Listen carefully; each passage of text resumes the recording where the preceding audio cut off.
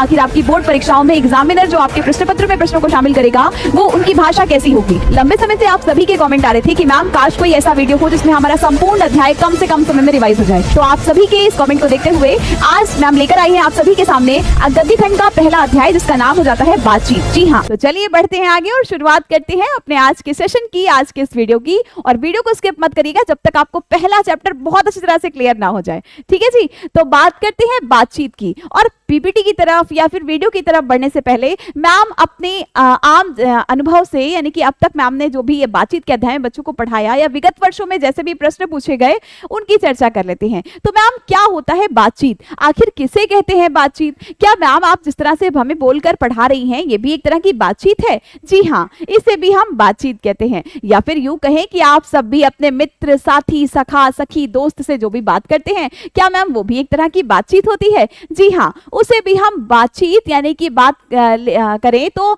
लेखक की भाषा में यानी कि बालकृष्ण जी की भट्ट जी की भाषा में जिसे हम वाक शक्ति कहते हैं। जी हाँ, क्या होती है ये वाक शक्ति? तो मैम ने शुरुआत में जैसा कि आपको बताया कि हर उस बच्चे को ये वीडियो बहुत अच्छी तरह से क्लियर होने वाला है। जिसने अब तक ये अध्याय पढ़ा उसको रिवाइज हो जाएगा और जिसने बिल्कुल भी नहीं पढ़ा है उसे 100% क्लियर हो जाएगा। तो वाक शक्ति जिसे हम कहते हैं बोलने की कला, वाक शक्ति जिसे हम कहते हैं बोलने की कला। तो अध्याय में लेखक बालकृष्ण भट्ट जी ने ये बताया है कि जीवन को जीने के लिए, है ना, जीवन को जीने के लिए जैसे खाने, पीने, चलने, फिरने, हंसने की जरूरत होती है, उसी प्रकार वाक शक्ति भी ईश्वर के द्वारा दिया गया एक वरदान है। वाक शक्ति भी ईश्वर के द्वारा दिया गया एक वरदान साबित होता है। और यूं कहें कि अगर हम में और आप में वाक शक्ति ही ना होती तो मानो हम और आप किसी कोने में गूंगे से बैठे हुए होते। ये संपूर्ण सृष्टि अवाक सी, जिससे जो बोल ही नहीं सकती, गूंगी सी महसूस होती, और हम कैसे अपनी मन की भावनाओं और विचारों को एक दूसरे तक पहुंचा पाते? संभव ही नहीं था। और अगर वाक शक्ति ही नहीं होती तो मैम आपको बोलकर ये अध्याय कैसे समझा पा रही होती? संभव ही नहीं था। तो आइए बढ़ते हैं और जानते हैं लेखक के बारे में, आखिर क्या होती है वाक शक्ति। यानी कि सबसे पहले हम जानेंगे लेखक से संबंधित कुछ महत्वपूर्ण बिंदु कि बातचीत पाठ के लेखक का परिचय की बात करें तो लेखक का नाम हो जाता है बालकृष्ण भट्ट। ठीक है, जन्म की बात की जाए तो 23 जून 1844 जिनका जन्म हो जाता है, 23 जून 1844 जिनका जन्म हो जाता है। और निधन की बात की जाए तो 20 जुलाई 1914, 23 जून 1844 और निधन हो जाता है 20 जुलाई 1914, 23 जून। और कोशिश करिए कि इस 25 मिनट 30 मिनट के वीडियो में ही आपको चैप्टर ना सिर्फ समझ आ जाए बल्कि जितना कुछ भी मैम ने आपको मेन पॉइंट पढ़ाया है वो 100% याद हो जाए, क्योंकि बाद में अगर आप सोनाली मैम से पढ़ रहे हैं तो हिंदी को रटने की जरूरत तो नहीं पड़ेगी। ठीक है जी, तो 23 जून 1844 जन्म हो जाता है और 20 जुलाई 1914 निधन हो जाता है। तो अब तक 5 बार आप रिवाइज कर चुके होंगे कि आखिर जन्म और निधन की तिथि क्या है। 23 जून 1844 और 20 जुलाई 1914। ठीक है, बात करते हैं निवास स्थान की, जो कि इलाहाबाद प्रयागराज जिसे हम वर्तमान में कह रहे हैं हम, उत्तर प्रदेश हो जाता है। और माता हो जाती है पार्वती देवी और पिता का नाम हो जाता है बेनी प्रसाद भट्ट, जो कि पेशे से एक व्यापारी थे। हाँ, विगत वर्ष में ऑब्जेक्टिव में यह प्रश्न पूछा गया है कि जो लेखक हैं उनके पिता क्या कार्य करते थे। ठीक है, जो कि पेशे से एक व्यापारी थे। और यहाँ पर सारे के सारे वो पॉइंट मैम ने शामिल किए हैं इस पीडीएफ में जो कि आपके प्रश्न बन सकते हैं। तो जन्म क्या है, निधन क्या है, निवास स्थान क्या है, माता का नाम क्या है, पिता का नाम क्या है, ये सारे के सारे आपसे प्रश्न ऑब्जेक्टिव में पूछे जा सकते हैं। और बेटा आप सभी जानते हैं कि बिहार बोर्ड की हम बात कर रहे हैं, यानी कि बिहार बोर्ड में ऑब्जेक्टिव का यानी कि आप सबके वस्तुनिष्ठ प्रश्नों का कितना महत्वपूर्ण रोल है, और वो भी तब जब हम बात कर रहे हो भाषाई विषयों की, यानी कि हिंदी और अंग्रेजी विषयों की। ठीक है, कुल 100 प्रश्न पूछे जाते हैं और 100 प्रश्नों में से 50 प्रश्न आपको करने होते हैं जो कि सिर्फ और सिर्फ ऑब्जेक्टिव के होते हैं, जिसमें गद्य, काव्य, व्याकरण, प्रतिपूर्ति सब कुछ शामिल होता है। ठीक, तो पहली स्लाइड में जितने भी प्रश्न बन सकते हैं वो 100% क्लियर हो गए होंगे आपको कि आधुनिक काल के भारतेंदु युग के प्रमुख साहित्यकार रह चुके कौन? बालकृष्ण भट्ट। ठीक है जी, तो बालकृष्ण भट्ट की बात करी जाए, बालकृष्ण भट्ट 23 जून 1844, 20 जुलाई 1914, जन्म स्थान हो जाता है इलाहाबाद यानी कि प्रयागराज उत्तर प्रदेश। पार्वती इंदुमती देवी जिनकी माता का नाम और बेनी प्रसाद भट्ट पिता का नाम हो जाता है। चलिए बढ़ते हैं आगे अगले पॉइंट पर। अब बालकृष्ण भट्ट की रचनाओं की बात करें तो रहस्य कथा, नूतन ब्रह्मचारी, 100 अजाने एक सुजान, गुप्तवैरी, रसातल यात्रा, ये सभी इनकी महत्वपूर्ण रचनाएं हो जाती हैं। कौन कौन सी हो जाती हैं फिर से देख लेते हैं कि रहस्य कथा, नूतन ब्रह्मचारी, 100 अजाने एक सुजान, गुप्तवैरी, रसातल यात्रा, उचित दक्षिणा, हमारी घड़ी, सद्भाव का भाव, ये सभी इनके उपन्यास हो जाते हैं। अब एग्जामिनर भी थोड़ा थोड़ा शातिर हो गए हैं, है ना, यानी कि वो ये पूछते ही नहीं कि ये रचना किसकी है, बल्कि रचनाओं को देकर कई बार उसकी विधा पूछ ली जाती है कि बताइए जो घड़ी का महत्व है ना, ये सद्भाव का अभाव है, 100 अजाने एक सुजान है, ये बालकृष्ण भट्ट की कौन सी विधा है, ये रचना बालकृष्ण भट्ट की कौन सी विधा है। तो यानी कि यात्रा संस्मरण है, उपन्यास है, निबंध है, कहानी है, क्या है, ये आपको बताना होता है। ठीक है, और जब इस तरह का प्रश्न होता है तो प्रश्न थोड़ा सा अच्छे लेवल का माना जाता है।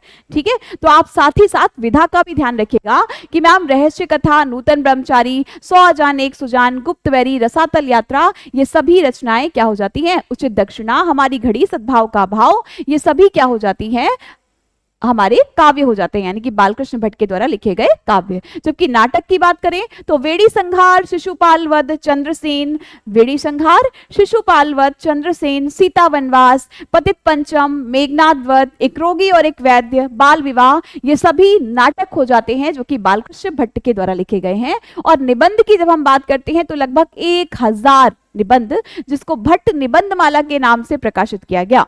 ठीक है, जो कि इनके निबंध संग्रह रहे हैं, जो कि इनके निबंध संग्रह रहे हैं लगभग 1000। तो आइए बढ़ते हैं अब अध्याय के बारे में कि बातचीत शीर्षक निबंध आधुनिक काल के प्रसिद्ध निबंधकार बालकृष्ण भट्ट द्वारा लिखा गया है, जिसमें वाक शक्ति, जी हाँ वाक शक्ति, जिसे हम कहते हैं बोलने की कला, जिसमें इस अध्याय में चर्चा की गई है शब्द आर्ट ऑफ कॉन्वर्सेशन की। तो आइए अभी जानेंगे किसे कहते हैं आर्ट ऑफ कॉन्वर्सेशन।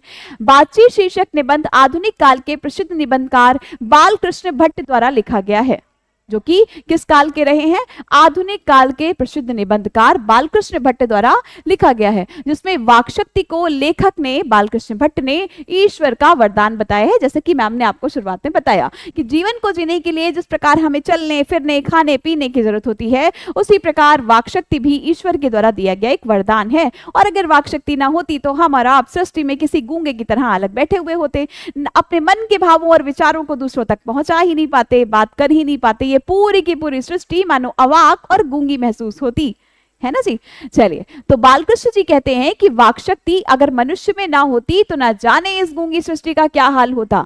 वे कहते हैं कि बातचीत में वक्ता को स्पीच की तरह नाज नखरा जाहिर करने का मौका नहीं दिया जाता। अच्छा, आपने देखा होगा कभी किसी यानी कि आप 15 अगस्त या 26 जनवरी में स्कूल में रहते होंगे तो देखा होगा आपने कि जो भाषण दिया जाता है वो रुक रुक कर, आज हमारे देश के छात्रों और उनके भविष्य है ना, थोड़ा थोड़ा रुक रुक कर। तो सामान्य बातचीत में ऐसा कुछ नहीं होता। अब मैम अध्याय आपको समझा रही हैं बोलकर, बातचीत करके, तो मैम थोड़ी ना रुक रुक के बोलेंगे कि लेखक बालकृष्ण भट्ट ने क्या कहा, नहीं बोल सकते ना, क्योंकि इसमें स्पीच में नाज नखरा जाहिर करने का कोई मौका नहीं होता बातचीत में। ठीक है, वे कहते हैं कि जैसे आदमी को जिंदगी मजेदार बनाने के लिए खाने पीने चलने फिरने इत्यादि की जरूरत है, वैसे ही बातचीत भी अति आवश्यक है। इससे चित्त यानी कि मन हल्का और स्वच्छ हो जाता है। और यूं कहा है कि जो भी मवाद या धुआं, जब आप किसी से गुस्सा हो जाते हैं तो मन करता नहीं है ना कि उससे बात करें, है ना, बिल्कुल भी मन नहीं करता। ये देखिए, जब आप बात करते हैं तो ऐसा लगता है बस बहुत हल्का महसूस हो रहा है।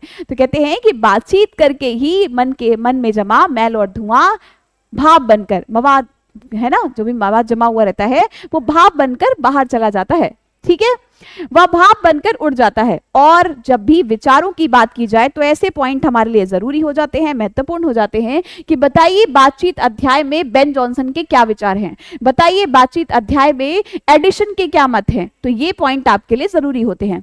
तो बेन जॉनसन कहते हैं कि बोलने से ही मनुष्य के रूप का साक्षात्कार होता है। हाँ, जब आप पहली बार किसी से मिलने जाते होंगे या किसी को देखते होंगे तो आप सबसे पहले उसका पहनावा या उसके कपड़े देखते होंगे, लेकिन दूसरा पॉइंट आपका क्या होता है सबसे पहले, जो कि साक्षात्कार के रूप में प्रस्तुत होता है, और वो होता है बातचीत। भले ही वो कपड़े अगर पुराने पहने हैं, है ना, लेकिन बातचीत बहुत अच्छे से कर रहा है ना। और आपने कई बार ऐसा देखा भी होगा कि गांव की कुछ महिलाएं या गांव के कुछ लोग या कुछ व्यक्ति यूं कहें कि जो इस तरह के होते हैं, सामान्य बिल्कुल कपड़े पहने हुए हैं, लेकिन वो अंग्रेजी बहुत अच्छी बोल लेते हैं, बहुत अन्य भाषाओं का बहुत अच्छा ज्ञान है उनको, वेदों पुराणों का बहुत अच्छा ज्ञान है ना। तो जरूरी नहीं है कि सीधे अगर पुराने कपड़े पहने हैं या जो स्थिति जिसकी सही नहीं है वो बातचीत बहुत नहीं कर सकता, बल्कि असली जो साक्षात्कार होता है वो बातचीत से ही होता है, ऐसा कहा है अध्याय में बेन जॉनसन ने। ठीक है जी। और आगे क्या कहा गया है कि लेखक ने बातचीत के प्रकार को भी बताया है।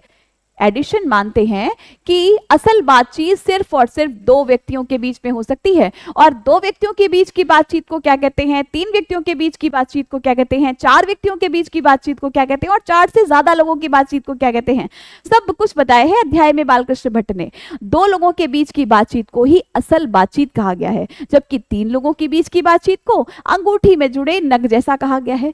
चार लोगों की बातचीत तो सिर्फ और सिर्फ फॉर्मेलिटी कहलाती है, और चार से ज्यादा लोगों की बातचीत को हम कहते हैं राम रमौल। ठीक है। अब आप सबके भी कुछ टॉप सीक्रेट वाली बातें होती हैं जिसको आप किसी से शेयर नहीं करते, भैया किसी को नहीं बताते, बल्कि वो सिर्फ और सिर्फ आपके एक या दो खास दोस्त होते हैं। और अगर कहीं कुछ और ग्रुप बनाकर इकट्ठा होके दो चार दोस्त और वहीं पर कहीं से आ गए तो आप बात को यूं पलट देते हैं, तुरंत बदल देते हैं बात को और आम बात करने लगते हैं, बिल्कुल आम बोलचाल, है ना। तो उससे हम कहते हैं राम रमौल। क्या कहा जाता है, राम रमौल, क्योंकि हम अपनी टॉप सीक्रेट वाली बातें तो कुछ खास से ही शेयर करते हैं। और भी पता है क्या कहा है अध्याय में कि अगर असली रस किसी की बातचीत में होता है तो वो होता है दो सहेलियों की बातचीत में। ऐसा मैं नहीं कह रही, ऐसा कहा है अध्याय में लेखक बालकृष्ण भट्ट ने कि आप बड़े भाग्यवान होंगे अगर आपको दो सहेलियों के बीच की बातचीत सुनने का मौका मिल गया होगा तो। ठीक है। और कहा है कि असल बातचीत किसे कहते हैं, असल बातचीत क्या होती है, तो असल बातचीत सिर होती है जिसे हम आत्म वार्तालाप कहते हैं। अब मैम यहाँ पर अपने अनुभव से आपको बताना चाहती हैं कि बेटा जिंदगी की चाहे कोई भी समस्याएं हो, छोटी बड़ी, हाँ दूसरे लोग हमारी मदद कर सकते हैं, वो हमारे दोस्त मित्र संबंधी कोई भी हो सकते हैं, लेकिन जो असली समाधान होता है ना किसी समस्या का, वो खुद ही सोचने से निकलता है, और ये वास्तविकता है। ठीक है। तो अध्याय में कहा गया है कि असल बातचीत है ना होती है आत्म वार्तालाप।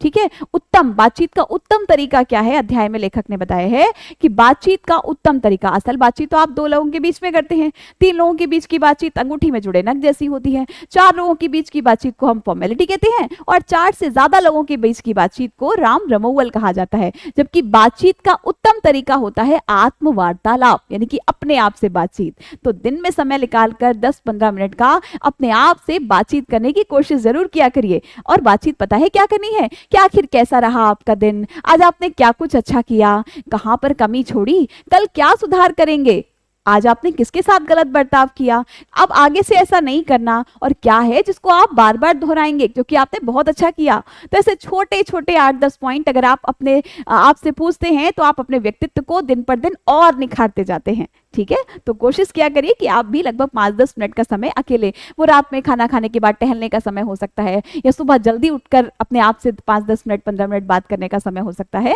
बहुत कीमती समय माना जाता है ये। ठीक है। जो कि आपके व्यक्तित्व को हर दिन और निखारता है।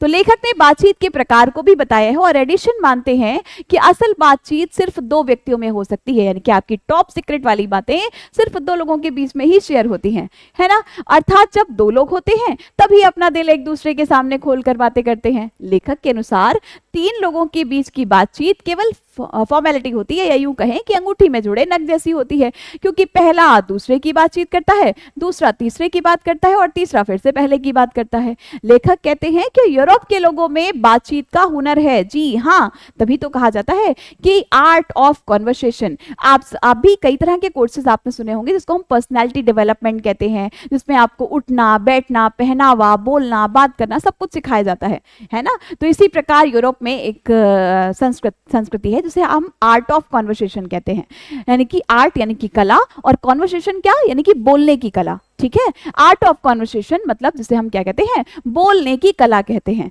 ठीक, समझ में आ गया। तो आर्ट ऑफ कॉन्वर्सेशन यूरोप की प्रचलित संस्कृति थी। हालांकि अब तो भारत और कई अन्य देशों ने भी इसे स्वीकार कर लिया है, जिसे हम आर्ट ऑफ कॉन्वर्सेशन कहते हैं। तो क्या होती है? आर्ट यानी कि कला, और कॉन्वर्सेशन मतलब बोलने की कला। ठीक है, तो लेखक ने बातचीत के प्रकार को भी बताया है, और एडिशन मानते हैं कि असल बातचीत सिर्फ दो व्यक्तियों में हो सकती है, अर्थात जब दो लोग होते हैं तभी अपना दिल एक दूसरे के सामने खोलकर बातें करते हैं। लेखक के अनुसार तीन लोगों के बीच की बातचीत फॉर्मेलिटी होती है, और लेखक कहते हैं कि यूरोप के लोगों में भी बात करने का हुनर है, जिसे ही हम आर्ट ऑफ कॉन्वर्सेशन कहते हैं, जो कि मोस्ट इंपॉर्टेंट पॉइंट है आपके अध्याय का। ठीक है, महत्वपूर्ण। इनके प्रसंग को सुन के कान को अत्यंत सुख मिलता है। इसे सहृद गोष्ठी भी कहते हैं। क्या कहते हैं? सहृदय गोष्ठी भी कहते हैं, सुखद गोष्ठी भी कहा जाता है ना। सुहृद गोष्ठी या सुखद गोष्ठी भी कहा जाता है। गोष्ठी मतलब जो सुनने में अच्छा लगे, है ना। अंततः बालकृष्ण भट्ट कहते हैं कि हमें अपने अंदर ऐसी शक्ति पैदा करनी चाहिए जिससे हम अपने आप बातचीत कर लें, यानी कि हर समस्या का समाधान आप खुद से ही ढूंढ लें, जरूरत ही ना पड़े किसी और की। और बातचीत का यही उत्तम तरीका है कि आप अपने आप से बातचीत करना सीखें। और ये सिर्फ अध्याय में लेखक बालकृष्ण भट्ट के द्वारा नहीं, बल्कि मैम अपने अनुभव से भी जानती हैं और आपको बताना चाहती हैं कि बातचीत का वास्तविकता में सबसे उत्तम तरीका होता है आत्मवार्तालाप। ठीक है, अपने आप से बातचीत। आप बहुत खुश हो तो भी आप अपने आप को सराहें कि आज आपने बहुत अच्छा किया, और अगर आप थोड़ा सा दुखी हैं तो अपने आप को और ज्यादा मोटिवेट करें, है ना। अपने आप को और ज्यादा साहस दें कि हाँ कोई बात नहीं, अब आपको ये गलत नहीं करना, या अब आपको ऐसा बर्ताव नहीं करना किसी के साथ, या आपने यहाँ पर अपना समय बर्बाद किया, अब नहीं करना, आज आपने जानबूझकर अपनी क्लास छोड़ी, अब ये आपको नहीं करना। तो ऐसी अगर कोई भी नकारात्मक बात है तो अपने आप से आप बातचीत करें और कोशिश करें कि उसका समाधान आप खुद से ही निकालें। ठीक है जी, तो ये सारे पॉइंट्स थे जो कि अध्याय से संबंधित थे। अब यहाँ पर मैम कुछ पॉइंट्स लिख रही हैं जिनसे हूबहू प्रश्न बन सकता है ना। महत्वपूर्ण बिंदु, महत्वपूर्ण बिंदु। तो बेटा अध्याय के जो भी पॉइंट हैं वो मैम ने आपको बताए। ठीक है, कि आखिर लेखक का क्या जन्म हो जाता है, निधन हो जाता है, जन्म स्थान हो जाता है, माता पिता का नाम हो जाता है। अब अध्याय से संबंधित प्रश्न किस तरह से पूछे जा सकते हैं? तो सबसे पहला पॉइंट तो यही बन जाएगा कि आर्ट ऑफ कॉन्वर्सेशन किसे कहा जाता है, आर्ट ऑफ कॉन्वर्सेशन क्या होता है। ठीक, आर्ट ऑफ कॉन्वर्सेशन क्या है? ठीक, पहला पॉइंट। फिर दूसरा पॉइंट क्या बनेगा कि बातचीत अध्याय के अनुसार, बातचीत अध्याय के अनुसार, बातचीत अध्याय के अनुसार, अध्याय के अनुसार बेन जॉनसन के क्या मत हैं? अनुसार बेन जॉनसन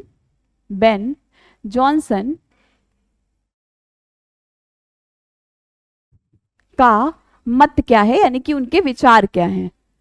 ठीक, फिर उसके बाद असल बातचीत क्या होती है? असल बातचीत कितने लोगों के बीच हो सकती है? ठीक है, असल बातचीत कितने लोगों के बीच होती है। तो ये सारे पॉइंट आप रिकैप जरूर कर लीजिएगा। लोगों के बीच होती है।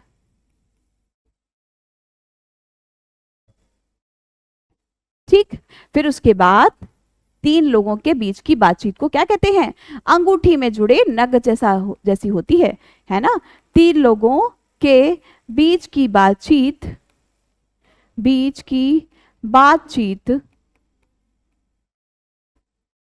को क्या कहा जाता है?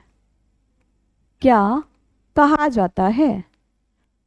कहा जाता है। साथ ही बातचीत का उत्तम तरीका क्या होता है ना जी। बातचीत का उत्तम तरीका, बातचीत का उत्तम तरीका क्या होता है? क्या होता है? जैसे हम कहते हैं आत्मवार्तालाप। रस का समुद्र किसकी बातचीत में उमड़ा चला आता है? तो वो होता है दो सहेलियों की बातचीत में, है ना जी। रस का समुद्र किनकी बातों में उमड़ा चला आता है? और आप बड़े भाग्यवान होंगे अगर आपने कभी दो सहेलियों की बातचीत सुनने का मौका मिला होगा आपको। तो रस का समुद्र किनकी बातचीत में, किनकी बातचीत में उमड़ा चला आता है? किनकी बातचीत में उमड़ा चला आता है?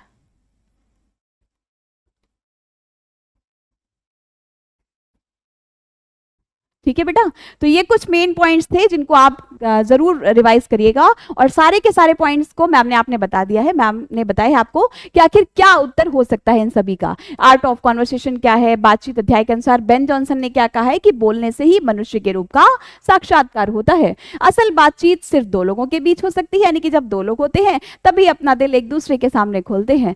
3 लोगों की बातचीत को हम सिर्फ और सिर्फ अंगूठी में जुड़े नग जैसा कहते हैं। बातचीत का उत्तम तरीका आत्मवार्तालाप होता है, अपने आप से बातचीत, और 2 सहेलियों के बीच की बातचीत में रस का समुद्र उमड़ा चला आता है। ठीक है जी, तो कमेंट करके बताइएगा कि आज का वीडियो आपको कैसा लगा। क्लास में यानी कि इस वीडियो में पहला अध्याय आपको बेहतर तरीके से समझ आया कि नहीं, और क्या आप ऐसा वीडियो आप प्रत्येक चैप्टर पर, यानी कि आप बात की जाए तो आपके गद्य खंड में कुल 13 अध्याय हैं, काव्य खंड में कुल 13 अध्याय हैं, तो क्या ऐसा वीडियो आप प्रत्येक 13 और अध्याय गद्य के और 13 अध्याय काव्य के, उन सभी में ऐसा वीडियो चाहते हैं? तो कमेंट करके जरूर बताइएगा, और अगर आज का वीडियो पसंद आया हो तो सेशन को जरूर लाइक करिएगा। थैंक यू सो मच बच्चा, बाय बाय, टेक केयर, धन्यवाद।